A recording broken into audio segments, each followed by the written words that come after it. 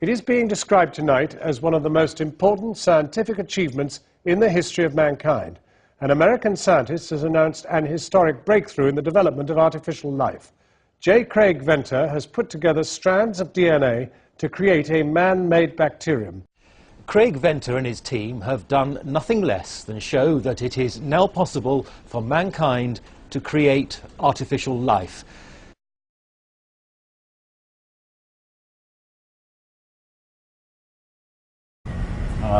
It challenges views of life. Yes.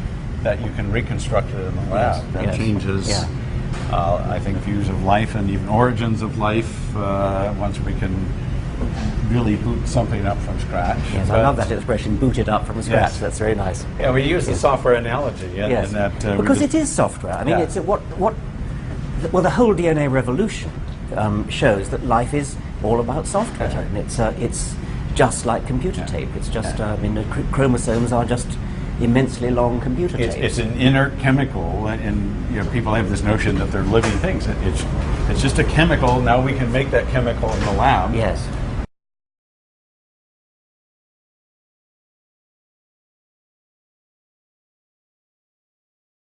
And literally, we do boot it up by putting it in a cell.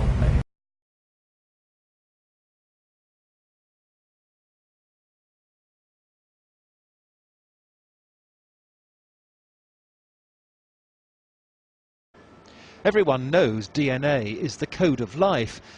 You might not realize it, but you can now buy DNA off the shelf by mail order. And that's where this synthetic organism started. Venter's team went DNA shopping and bought more than 1,000 short strands of DNA. In the lab, they joined them all together in the right order to create a completely man-made copy of the genome of a simple bacterium. Then they put it into the cell of a different strain of bacteria, converting it to the new man-made strain.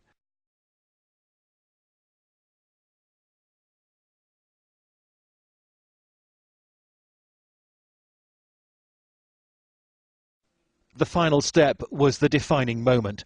The new cell functioned and divided and multiplied. It was alive.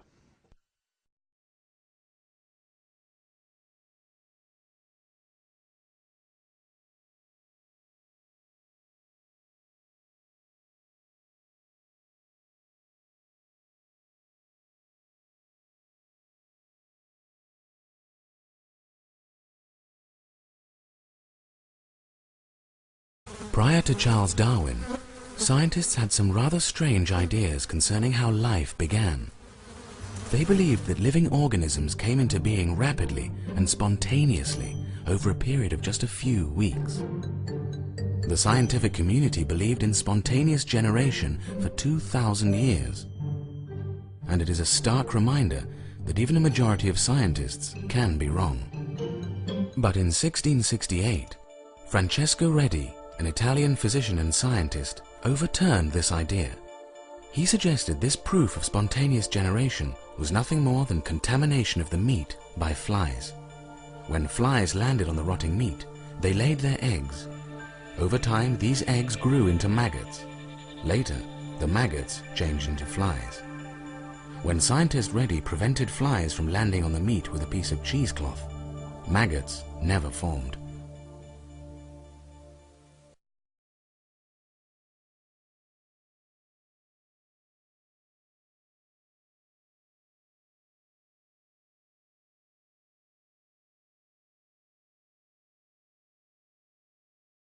يا أيها الناس ضرب مثل فاستمعوا له إن الذين تدعون من دون الله لن يخلقوا ذبابا ولو اجتمعوا له